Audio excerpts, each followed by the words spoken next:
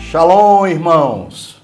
Que Deus abençoe sua vida. Nós estamos seguindo firme aqui na Bíblia, estudando dia a dia a palavra do Senhor. E nós chegamos em Josué capítulo 16. Então seja bem-vindo ao momento de pastoreio.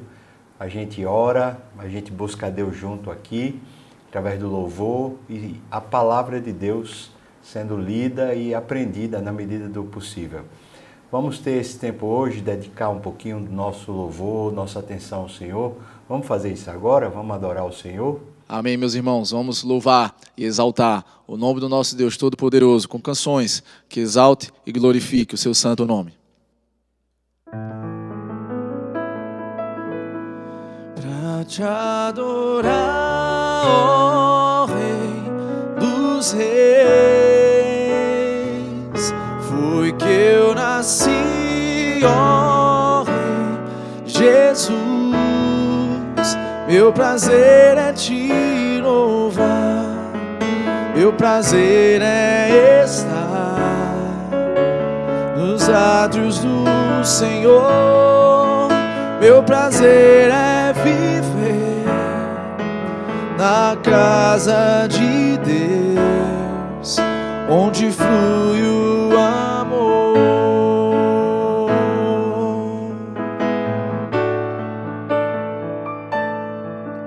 Em espírito, em verdade, te adoramos, te adoramos. Em espírito, em verdade, te adoramos, te adoramos. Rei dos reis e Senhor, te entregamos nosso viver. Rei dos reis e Senhor, te entregamos nosso viver pra te adorar, ó Rei dos reis. Foi que eu nasci, ó Rei Jesus. Meu prazer é te louvar, meu prazer é estar nos átrios do Senhor.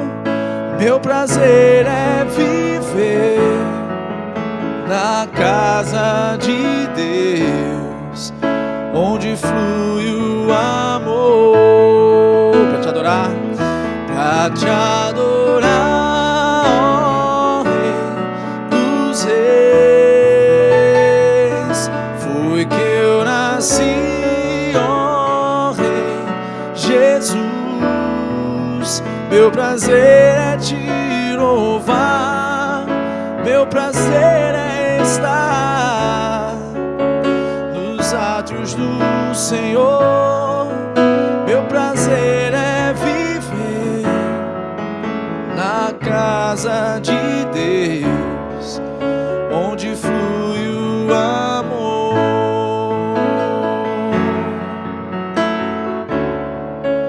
Ministrando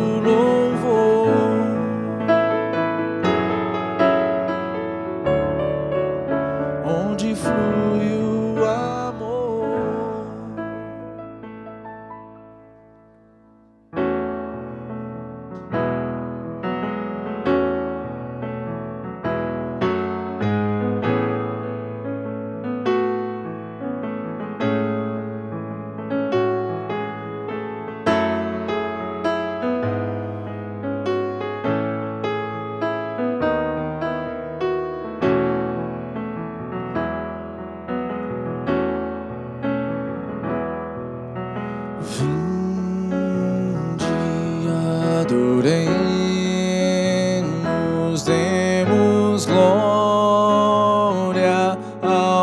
Cordeiro, a Jesus Salvador, ressurreto Senhor, exaltemos, aleluia. Ele é digno, Ele é santo, soberano e fiel, sempre eterno e imortal, verdadeiro.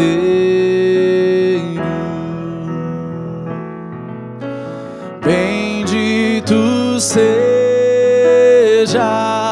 o teu nome, nome que é sobre todo nome.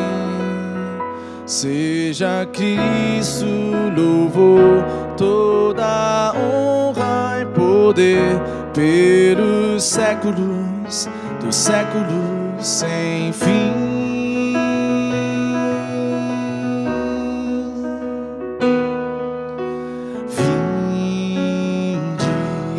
Adoremos,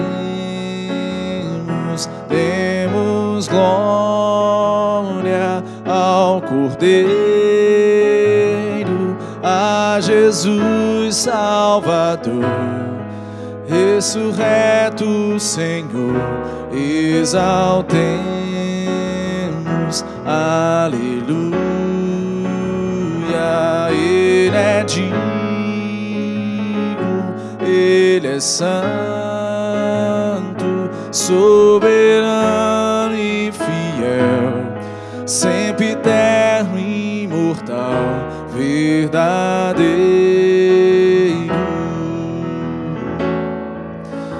Bendito seja o teu nome, nome que é sobre todo nome. Seja Cristo louvor, toda honra e poder pelos séculos dos séculos sem fim.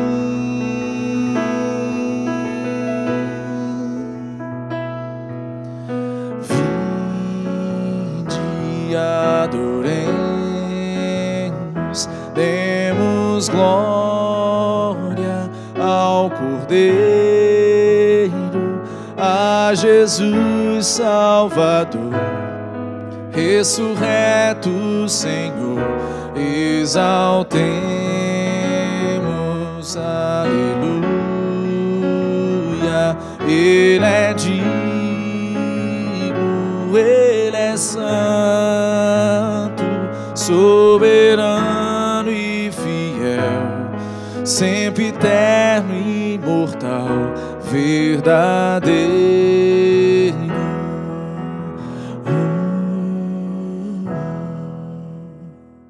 Nós hoje estamos em Josué capítulo 16. Queria que você abrisse sua Bíblia para poder acompanhar a leitura e depois tem algumas lições, algumas informações que eu acho que são muito preciosas para essa história. A história da terra de Efraim. E se você não sabe, Josué é dessa tribo, da tribo de Efraim. O texto está em Josué capítulo 16, diz assim: o território que em sorte caiu aos filhos de José, começando no Jordão, na altura de Jericó, e no lado oriental das águas de Jericó, vai ao deserto que sobe de Jericó pela região montanhosa até Betel. Já duas informações aqui muito preciosas. Primeiro, o Jordão. Então, esse território aqui tem água abundante. Segundo, ele está ali na região de Jericó, próximo a Betel. Betel é o lugar onde Jacó viu aquela escada que subia até o céu, onde ele teve um encontro com Deus, quando ele estava saindo da casa de seu pai, da casa de sua mãe. Versículo 2 diz: de Betel sai para Luz, passa ao limite dos Arquitas até Atarote, e desce rumo ao ocidente, ao limite de Jaflete, até o limite de Bet-Horon, de baixo e até Gezer, terminando no mar. Guarde essa palavra Gezer, porque Gezer aqui é uma expressão a respeito de um povo que morava naquela região, que era cananita. Assim eles alcançaram a sua herança, os filhos de José, Manassés e Efraim. Outro ponto importante aqui para a gente destacar é que você sabe que José teve esses 2 filhos quando estava no Egito, e esses 2 filhos é quem recebem a herança. José, propriamente dito, não recebe a herança, e também os levitas não recebem a herança, de maneira que a herança é dividida por 12, porque José recebe uma porção dupla, através dos seus 2 filhos, Manassés e Efraim. Foi o limite da herança dos filhos de Efraim, segundo as suas famílias, no Oriente, Atarote Adar, até Bet-Horon de cima, e vai ao limite para o mar com Micmetate, ao norte, de onde torna para o Oriente, até Taanate-Siló, e passa por ela ao oriente de Janoá. Veja, Siló é outro ponto importante, porque os israelitas iam cultuar lá em Siló. Desce desde Janoa a Atarote e a Naarate, toca em Jericó, terminando no Jordão. De Tapua vai o limite para o ocidente, ao ribeiro de Caná, terminando no mar. Esta é a herança da tribo dos filhos de Efraim, segundo as suas famílias. Mas as cidades que se separaram para os filhos de Efraim, que estavam no meio da herança dos filhos de Manassés, todas aquelas cidades com as suas aldeias. Eles não expulsaram aos cananeus que habitavam em Gezer, como eu tinha falado anteriormente. Assim, habitam eles no meio dos efraimitas até o dia de hoje, porém sujeitos a trabalhos forçados. Os cananitas que ali estavam, eles terminaram se tornando escravos, por assim dizer, dos efraimitas que ficaram nessa região, que era uma região alta, uma região muito boa, com água e também muito própria para o cultivo. Essa era uma região muito boa para se plantar tanto oliva, como também plantar vinha, portanto uma região bem agricultável. Nessa região nós temos Siló, onde o tabernáculo permaneceu mais de 400 anos antes da construção do templo. Siquém, onde Josué renovou uma aliança com o Senhor, e Betel, que é o lugar da visão. Portanto, esse aqui é um lugar que durante muitos anos se tornou um centro espiritual da vida de Israel. E Efraim foi uma tribo muito forte. Ela é símbolo da fecundidade que Deus deu a José. Não sei se você sabe, mas a palavra Efraim significa duplamente frutífero. Deus abençoou ele e ele teve o segundo filho, que foi Efraim, e então ele colocou esse nome, duplamente frutífero, porque ele diz assim: Deus me fez frutificar na terra da minha aflição. Então, ali no meio da dor, do exílio, ele vê no filho Deus o abençoando e dando a ele prosperidade, crescimento. É muito interessante isso, né? Como aquele nome simboliza a força que Deus deu para José no meio da aflição, e depois essa tribo se torna uma tribo tão forte que ganha também uma herança, um pedaço de terra tão especial. É bom destacar, como diz no primeiro versículo, que a herança veio por sorte. Não foi porque Josué era o capitão, escolheu a melhor parte, não. Foi, de fato, porque Deus escolheu premiar, dar para a tribo de Josué esse pedaço de terra, que era um pedaço de terra muito auspicioso. Essa daqui é uma das tribos mais poderosas que tem no Reino do Norte. Você sabe que o Reino do Norte é o Reino de Israel, depois chamado. Eles ganharam, então, assim, tanto ganharam uma terra muito boa, como ganharam também uma força muito grande. Deus escolheu aquele lugar durante 400 anos para ser o centro do encontro com o povo. Então, aquele lugar era um lugar diferenciado.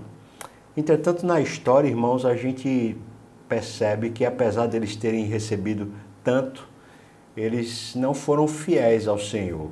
E então a gente vai encontrar na palavra de Deus dizendo que Deus resolveu rejeitar a Efraim. Você vai encontrar isso no Salmo 78, versículos 67 e 68, que diz assim: o Senhor rejeitou a tenda de José e não escolheu a tribo de Efraim, mas escolheu a tribo de Judá.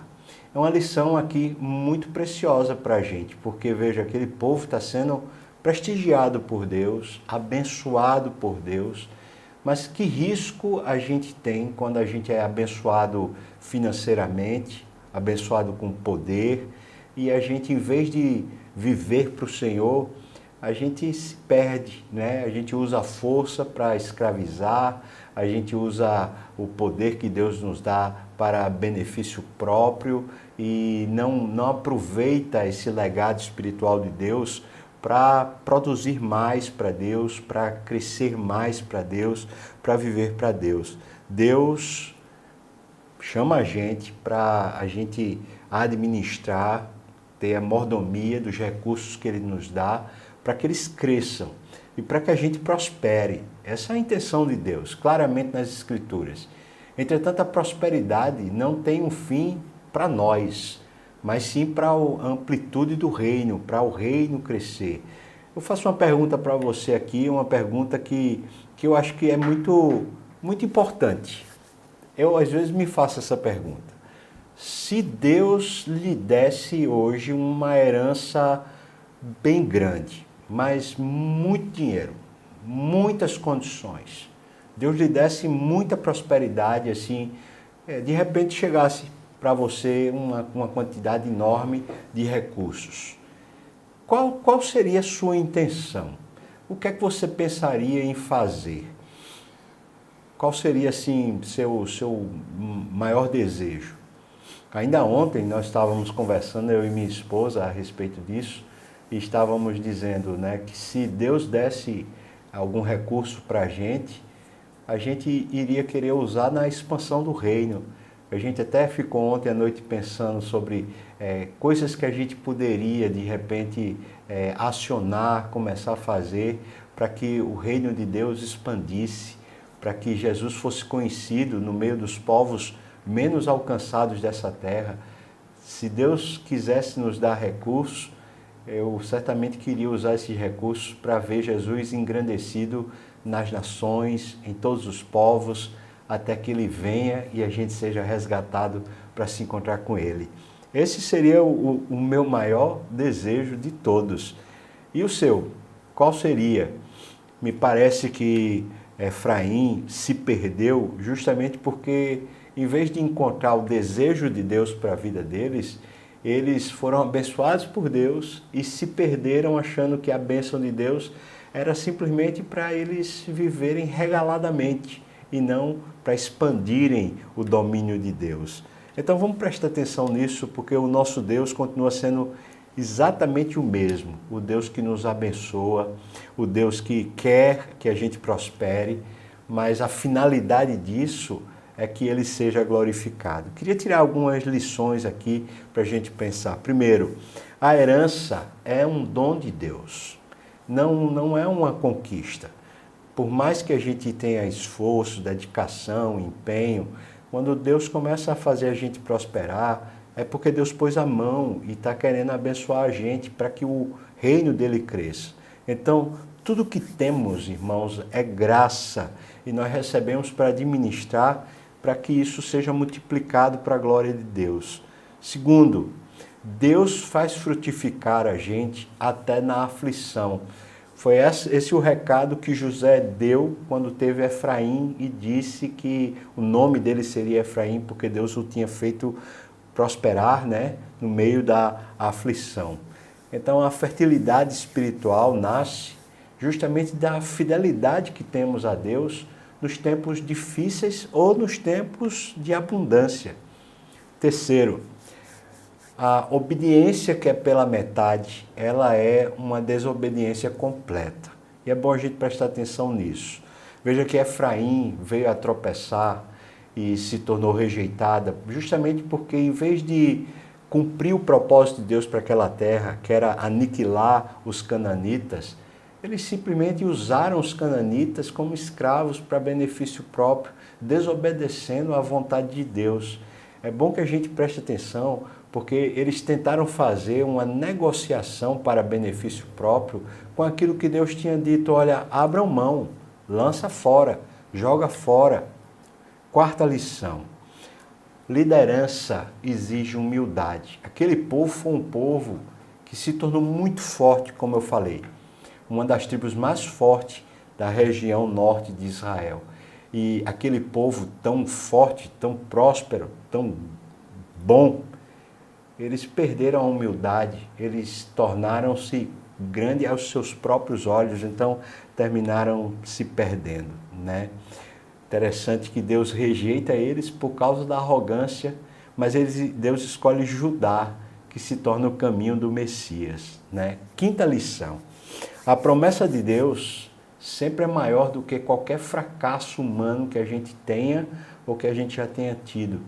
Então, se Deus escolheu lhe amar como Ele escolheu amar Efraim, mesmo que Ele tenha que fazer a gente passar por alguma perda, como Ele fez Efraim passar, nosso Deus é fiel e Ele tem promessas para nos abençoar e nos reposicionar. Você vai encontrar em Jeremias 31, 20, Deus dizendo que mesmo após a queda, Ele vai restaurar Efraim, e de fato é assim que Ele faz. Quero concluir aqui falando sobre Jesus. Veja, nosso Senhor Jesus é o Efraim que não falhou. Ele é a porção dupla de Deus para nós. Ele traz sobre nós uma dupla graça, uma dupla herança, uma dupla porção.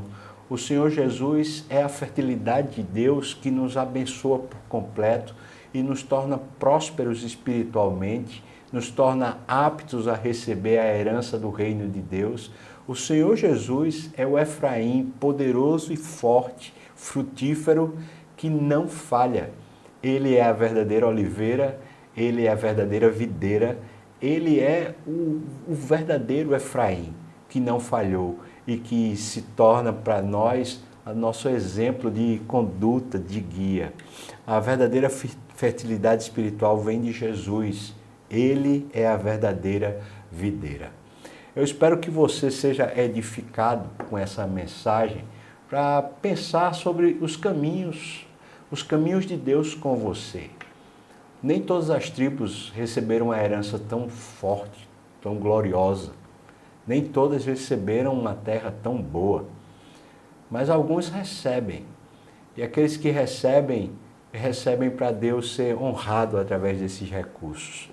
Mas aqueles que não recebem, como é o caso de José, quando estava lá no Egito, que teve o filho Efraim, aqueles que estão passando talvez pela luta, pela terra seca, pela situação difícil, o convite de Deus é exatamente o mesmo, é a gente ser fiel a Ele, ser fiel até a morte, e Ele nos dá a coroa da vida. Deus abençoe muito sua vida. Vamos orar? Vamos colocar nossos recursos, nossa vida, no altar do Senhor e pedir que Ele tenha misericórdia de nós, nos ajude a sermos fiéis. Eu lembro sempre que o que o Senhor quer de cada um de nós como dispenseiro é que a gente seja encontrado fiel, não é? É só isso. Vamos orar, irmãos? Senhor, obrigado pela Tua palavra, que palavra rica.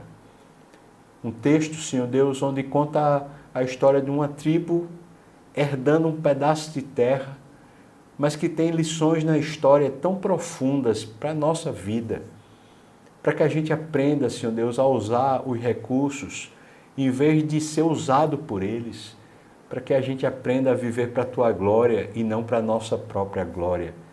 Ó Deus, obrigado porque o Senhor nos ensina através da Tua palavra o tempo todo.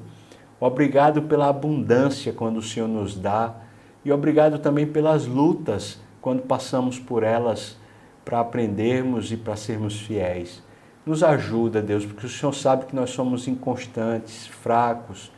Nós somos feitos Efraim, Senhor, nos perdemos. Que o Senhor nos encontre, nos ajude a vencer, a prevalecer, a continuar firme. Abençoa todos os irmãos que estão agora acompanhando. Se estiverem enfermos, que o Senhor os levante, os reabilite, os restaure. Abençoa os que estão desanimados, que o Senhor fortaleça o coração. Abençoa os endividados, aqueles que estão desempregados, que o Senhor abençoe também. E abençoa a tua igreja, Senhor, espalhada pela terra, para que tenha um grande compromisso em expandir o teu reino e fazer o teu Filho ser conhecido por todos os lugares dessa terra. Pai, nos livra do mal, no nome de Jesus. Amém. Amém. Irmão, que o Senhor te abençoe, o Senhor te fortaleça mais e mais, em nome de Jesus. Um abração. Tu és soberano sobre a terra, sobre os céus. Tu és Senhor absoluto.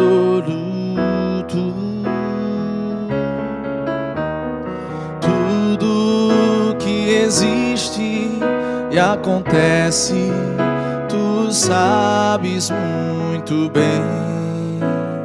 Tu és tremendo, e apesar desta glória que tens, tu te importas comigo também. E esse amor tão grande eleva-me, amar-me a ti. Tu és tremendo. Cantemos, tu és soberano. Tu és soberano sobre a terra, sobre os céus. Tu és Senhor absoluto. Tudo que existe acontece, tu sabes muito bem. Tu és tremendo, e apesar desta glória, e apesar desta glória que tens, tu te importas comigo também. E esse amor tão grande eleva-me e amar-me a ti. Tu és tremendo, e apesar desta glória que tens, tu te importas comigo também. E esse amor tão grande eleva-me e amar-me a ti.